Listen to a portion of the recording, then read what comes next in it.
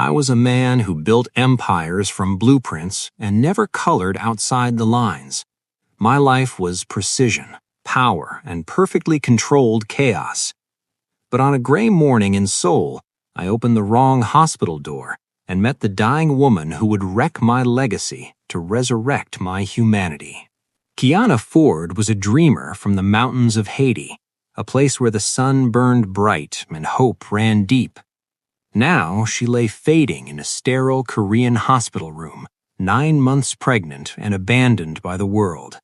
No visitors, no flowers, no one to witness her final act of love, bringing life into a world that had shown her nothing but cruelty. When her exhausted eyes found mine, I was looking for room 706. My father's room. The man who built half of Seoul's skyline and couldn't be bothered to build a relationship with his only son. But hospitals have a way of humbling empires, and so there I was. Starched shirt, Italian shoes, and a loyalty I didn't feel. Prepared to sit beside a man who'd never once sat beside me. Room 704's door was cracked open. Just enough. I should have checked the number. I didn't. The moment I stepped inside, the air changed. It wasn't the antiseptic sterility I'd been bracing for, it was something else. Quieter, heavier, sacred almost. Like walking into a chapel where someone had been praying alone for too long. And then I saw her. She was sitting upright in the bed, her back against 2 thin pillows that did nothing to comfort her. Her long black hair spilled over her shoulders in soft, heavy waves catching the gray light filtering through the blinds. Her skin glowed, not with health, but with something deeper. A warmth that shouldn't have survived in a place this cold. But it was her belly that stopped me. Round, full, impossibly alive in a room that felt like it was counting down to something final. She was pregnant, very pregnant, and utterly devastatingly alone. No flowers on the nightstand, no cards taped to the wall, no half-eaten meals or messily folded blankets left behind by worried family members. Just her. Just the slow, rhythmic beep of the monitor. Just the faint rise and fall of her breathing. Her eyes lifted to mine. They were dark, deep, and exhausted in a way that had nothing to do with sleep. There was grief in them, resignation, but also something I couldn't name, something that looked almost like relief.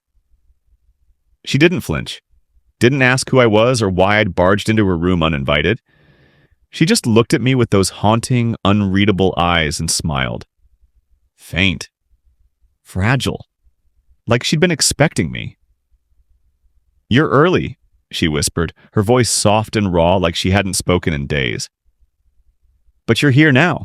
That's all that matters." I should have corrected her, told her I'd made a mistake. Apologized and backed out of the room like a man with sense. But I didn't. Because something about the way she looked at me like I was the answer to a prayer she'd stopped believing in made it impossible to move. "I'm Dominic," I said, my voice steadier than I felt. She nodded slowly, her hand resting protectively over her belly. "I know," she said. I've been waiting." That's when I realized she thought I was someone else, and for reasons I still can't explain, I didn't tell her the truth. I returned to room 704 the next evening with questions I had no right to ask and a pull I couldn't explain. The hospital hallway smelled like disinfectant and desperation, but when I pushed open her door, something else hit me. Faint, sweet, almost imagined. Hibiscus. Or maybe just the memory of a place she carried in her skin. Kiana was awake, staring at the ceiling with that same exhausted grace. Her hand rested on her belly, slow circles like she was soothing a child who could already feel her fading. "You came back," she said softly without looking at me. Not surprised, just quiet acknowledgement. "I shouldn't have left," I replied, though I didn't know why I said it. She turned her head then, those expressive eyes locking onto mine with a weight that made my chest tighten. "You don't owe me anything, Dominic Halstead. I looked you up. CEOs don't make house calls to strangers." I moved closer, pulling a chair beside her bed. "Then stop treating me like a stranger." For the first time, I saw her walls crack.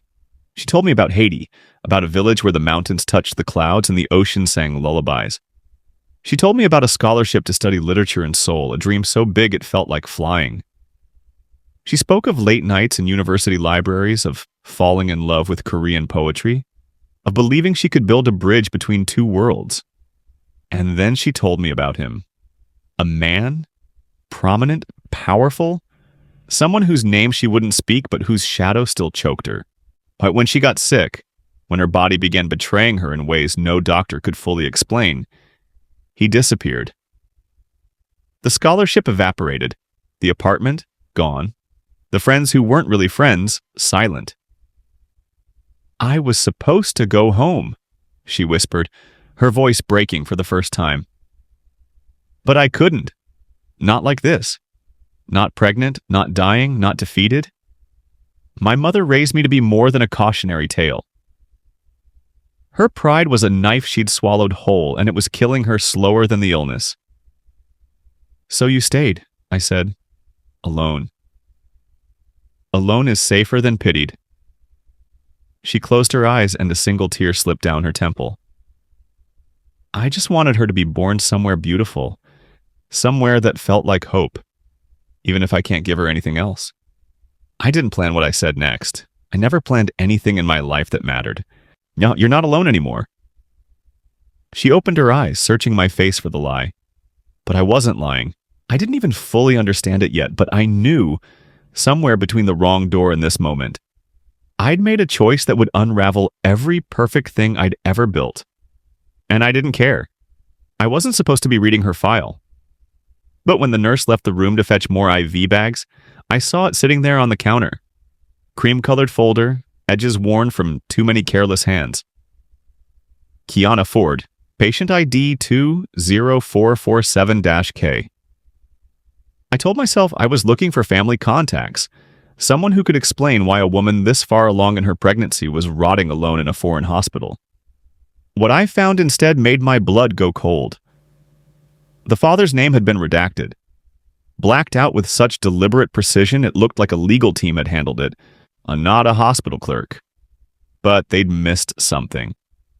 At the bottom of the intake form, buried in the physician's notes, patient reports relationship with prominent public figure.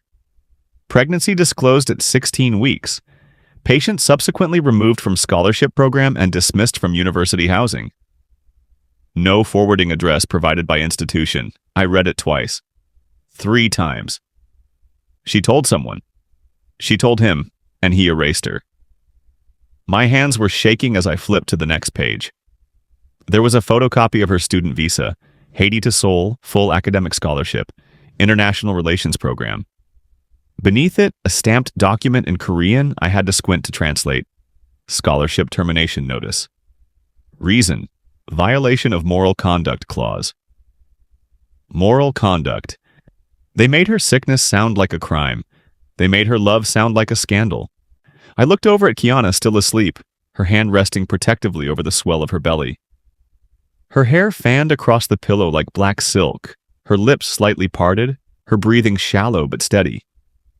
She looked like a painting of something holy, and someone, some coward in a tailored suit with a pristine reputation, had thrown her away like trash because keeping her would cost him too much. The rage that hit me was immediate and physical. My jaw clenched so tight I tasted copper. I wanted to find him. I wanted to walk into whatever pristine office he occupied and make him look at what he'd done. Make him say her name. Make him choke on his own cowardice. But more than rage, I felt something sharper. Something older. Shame. Because I understood him. I understood the instinct to protect your image, to calculate risk, how to choose the path that kept your life intact. I'd done it 100 times in boardrooms, in family dinners, in moments where love asked too much and logic won. I closed the file and set it back down, my hands still trembling. Kiana stirred slightly, her eyelids fluttering but not opening. In her sleep, she murmured something soft in Creole I couldn't understand.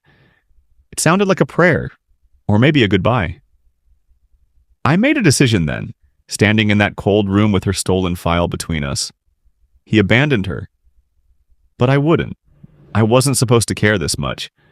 But somewhere between her third night of silent tears and the way she touched her belly like she was already saying goodbye, I stopped pretending this was charity. I was drowning in a woman I barely knew. And the worst part? I wanted to go deeper.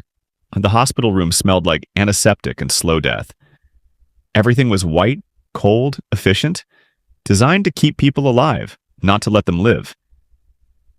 Kiana deserved more than this sterilized waiting room for the end of her story. So I made a call I had no business making. 2 days later, I walked into room 704 with a bag that didn't belong in a Seoul hospital. The nurse gave me a look, half confusion, half concern, but I didn't explain. I didn't owe anyone an explanation for what I was about to do. Kiana was asleep when I entered, her chest rising and falling in that fragile rhythm that made my own breathing feel guilty. I moved quietly, setting everything up like I was preparing a stage for a performance only she would ever see. When she finally stirred, her eyes found me first. Those exhausted, luminous eyes that had started haunting me in meetings, in traffic, in the mirror. What is that smell? Her voice was barely a whisper, but I heard the crack in it. The disbelief. Hibiscus tea, I said, pouring the deep red liquid into a small cup. And I may have bribed someone to sneak in some griot and pickles. I can't promise it's authentic, but where did you find this? She tried to sit up, and I was there before she could struggle, adjusting her pillows with hands that had signed billion-won contracts but had never felt this important. I have resources, I said, handing her the cup, and you have a right to taste home before... I stopped myself. We both knew how that sentence ended. Her fingers trembled as she brought the cup to her lips. The first sip broke her, not with sadness, with something raw, relief, and recognition, a memory she thought she'd lost forever. It's perfect, she breathed, and then she smiled. God help me, she smiled. It wasn't a polite smile, it wasn't a grateful smile. It was the kind of smile that rips through a man's chest and rearranges everything he thought he knew about why he was put on this earth. I had set up a small speaker in the corner, and now I pressed play. The sound of compa music, slow, sensual, heartbreaking, filled the room. Her eyes closed, tears sliding down her perfect face, but that smile never left. Dance with me, she whispered. Kiana, you can't... I'm dying, Dominic. I can do whatever I want. So I did the most reckless thing I'd ever done in my carefully constructed life. I pulled her gently into my arms, her pregnant belly between us, her fragile body against my chest, and we swayed, barely moving, barely breathing. And I realized with terrifying clarity, I was in over my head. I was hers. The monitors had been screaming for 3 days straight. Dominic had stopped leaving. His assistant brought him clean shirts. His board meetings happened over muted phone calls in the hallway. His mother left 12 voicemails he never opened. None of it mattered anymore. The only empire that existed was the one contained in room 704. A dying woman, an unborn child, and the man who had accidentally become their entire world. Kiana's skin had lost its glow. Her breathing came in shallow, broken rhythms like a song, forgetting its own melody. But her eyes, God, her eyes, still burned with that devastating clarity, the kind that made Dominic feel like she could see straight through his expensive suit into the hollow place where his heart used to be. Dominic! Her voice was barely a whisper, but it cut through the chaos like a blade. He was at her side instantly, his hand engulfing hers, careful not to disturb the IV lines that had become her only lifeline. I'm here. He always said that now, like a vow, like an anchor. She smiled, faint, tired, sacred. I need you to promise me something. Anything. The word left his mouth before his logic could stop it. He meant it. Terrifyingly, completely he meant it. Kiana's fingers tightened around his with a strength that shouldn't have been possible. Tell her about the mountains, the way they hold the sky in Haiti. Tell her the air there smells like rain and freedom, even when you have nothing. Tell her. Her breath hitched. The monitors stuttered. Dominic's entire body went rigid with fear. "Tell her," Kiana continued, maybe forcing the words through failing lungs, "about the stars over Seoul, the ones you see from rooftops when the city finally goes quiet. Tell her she comes from two worlds that never thought they could touch, but they made something beautiful anyway." Dominic's throat closed. He couldn't speak, couldn't breathe, couldn't do anything but hold on to this woman who was asking him to carry her entire universe forward. "Promise me, Dominic. Promise me she'll know where she comes from. Both places. All the light." He should have called a nurse. Should have begged her to save her strength. Should have done 1,000 logical things. Instead, he leaned closer, his forehead nearly touching hers, his voice raw and unrecognizable. "I promise. I swear to you, Kiana. She'll know. The mountains, the stars. Every story you never got to tell her yourself. I'll make sure she knows her mother was..." His voice broke. "Everything." Kiana's smile bloomed one last time. Full, radiant, heartbreaking. "Then I can rest." Dominic didn't realize it then, in that suspended moment between her exhale and the next labored breath.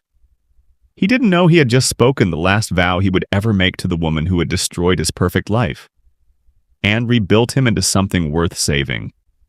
The corner office on the 42nd floor had always been Dominic's sanctuary. Panoramic windows framing Seoul's glittering skyline. A desk of polished obsidian. Silence so complete you could hear ambition crystallizing in the air. Now, at 3 in the morning, it was a war zone. The baby wouldn't stop crying. Dominic paced the length of his office in stocking feet. His tailored shirt wrinkled and stained with formula, his perfectly styled hair destroyed by his own anxious hands. He rocked her, this impossibly small creature with Kiana's radiant skin, and eyes that seemed to search for a mother who would never answer, and felt his empire crumbling with every desperate sob. "Shh," he whispered, his voice cracking. "Please, please, I don't know what you need."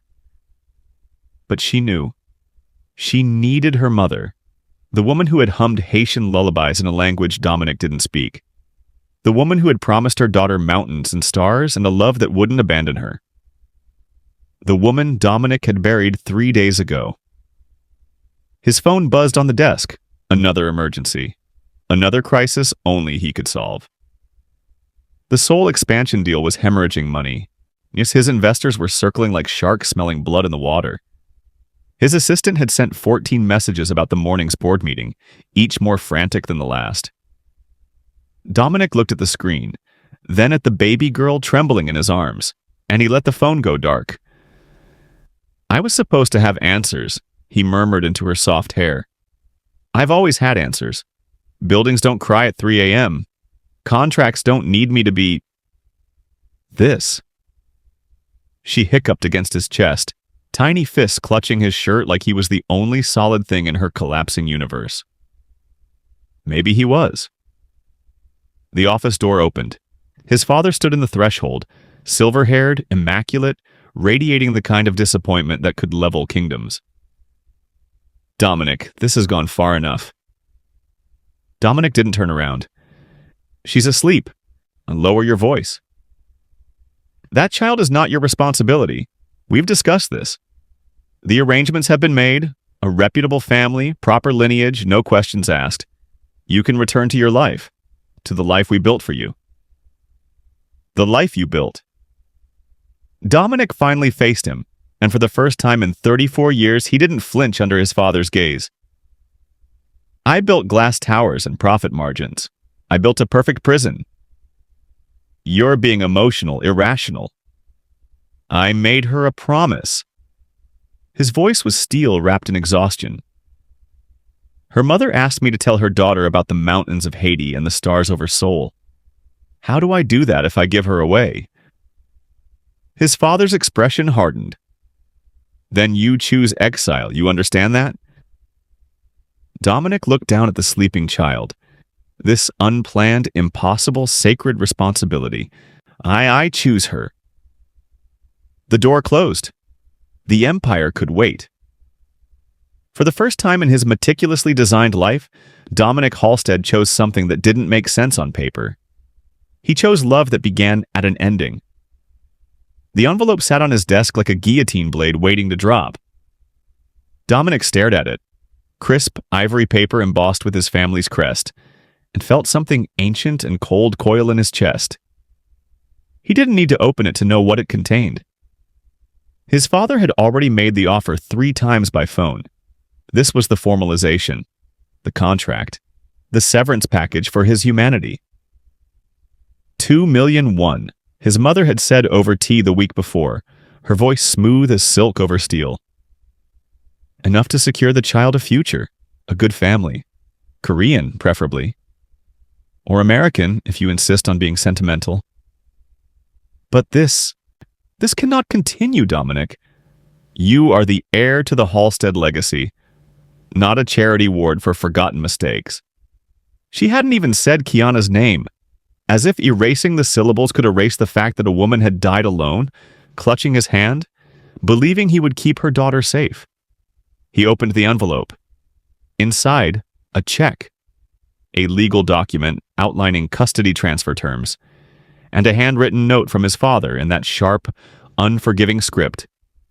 Bloodline is permanence, sentiment is weakness. Choose wisely. Dominic's jaw tightened. He thought of the garden he'd planted behind his new apartment, Haitian hibiscus and Korean lilies growing side by side, their roots tangled beneath the soil. He thought of Amara's tiny hand gripping his finger as she slept, her breath soft and trusting against his chest. He thought of Kiana's final words, whispered through dying lips. Tell her she was loved. Tell her she was never a mistake. His phone buzzed, his father's assistant. Mr. Halstead is waiting for your response. The family convenes tomorrow evening to finalize estate matters. Your presence is expected. Dominic stood, walked to the floor-to-ceiling window overlooking Seoul's glittering skyline. He'd spent his entire life building toward this, toward becoming the perfect son, the flawless successor, the man who never colored outside the lines. His family's approval had been the architecture of his existence, but Kiana had handed him something his empire could never contain, a reason to burn the blueprint. He picked up his phone, typed 4 words.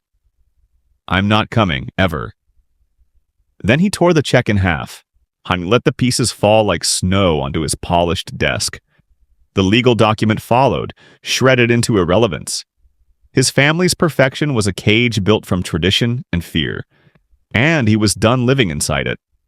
Dominic walked to the nursery where Amara slept beneath a mobile of paper cranes and painted seashells, Seoul and Haiti suspended together in delicate balance. He lifted her gently, felt her settle against his heartbeat. Your mother made me promise, he whispered, and I keep my promises. Outside the city pulsed with 1,000 perfect lives. But here, in this small room filled with hibiscus and hope, Dominic finally understood. Some legacies are worth inheriting. Others are worth destroying to build something true. 3 years had passed since the night Dominic Halstead became a father in the cruelest, the most sacred way imaginable. The garden stretched before him now, a living contradiction of beauty. Haitian hibiscus bloomed wild and defiant beside the precise, elegant rows of Korean lilies. The air was thick with competing fragrances, tropical warmth meeting careful cultivation. It shouldn't have worked, but it did. Papa, why do these flowers smell like Mama's song? Dominic looked down at the small hand gripping his finger. Kiana Jr. 3 years old with Kiana's radiant skin and his unreadable eyes. She wore a white sundress, her curls tied back with a ribbon the color of the Haitian sky her mother would never see again. He knelt beside her, his tailored suit catching dirt he no longer cared about. Because your mama's voice was like music that never stops playing. These flowers remember her, too. Kiana Jr. touched a hibiscus petal, in her tiny fingers reverent. The red ones are loud like drums. The white ones are quiet like stars. Dominic's throat tightened. Kiana had said something similar once, delirious with fever, describing the garden she'd never plant. He'd built it anyway, Not for her. She was gone. But for the promise he'd whispered over her cooling hand in that sterile room. Your daughter will know where she comes from. Both sides. Always. His family had called him insane. His father offered him money, connections, silence, anything to make the mistake disappear. His mother wept about bloodlines and scandal and the destruction of their perfect legacy. Dominic had walked away from all of it, the boardrooms, the empire, the cold glass towers that had once defined him. He'd become something his family couldn't fathom, a man who chose love over legacy. Now, he ran a small architecture firm that designed community spaces, schools, gardens, homes for families the world tried to forget. His office was no longer sterile. Kiana Jr.'s drawings covered the walls. Haitian art hung beside Korean calligraphy. The scent of hibiscus tea replaced expensive whiskey. Papa, when I grow up, will I build gardens too? Dominic lifted her into his arms, her weight sacred against his chest. You'll build whatever your heart tells you to. Mountains or gardens, empires or songs. Just promise me you'll never let anyone convince you that love is a weakness. Kiana Jr. pressed her forehead to his. Mama told you that, didn't she? He froze. She never, how do you know? She tells me in dreams. She says you were scared, but you stayed anyway. That's what love is. Dominic closed his eyes, holding his daughter tighter.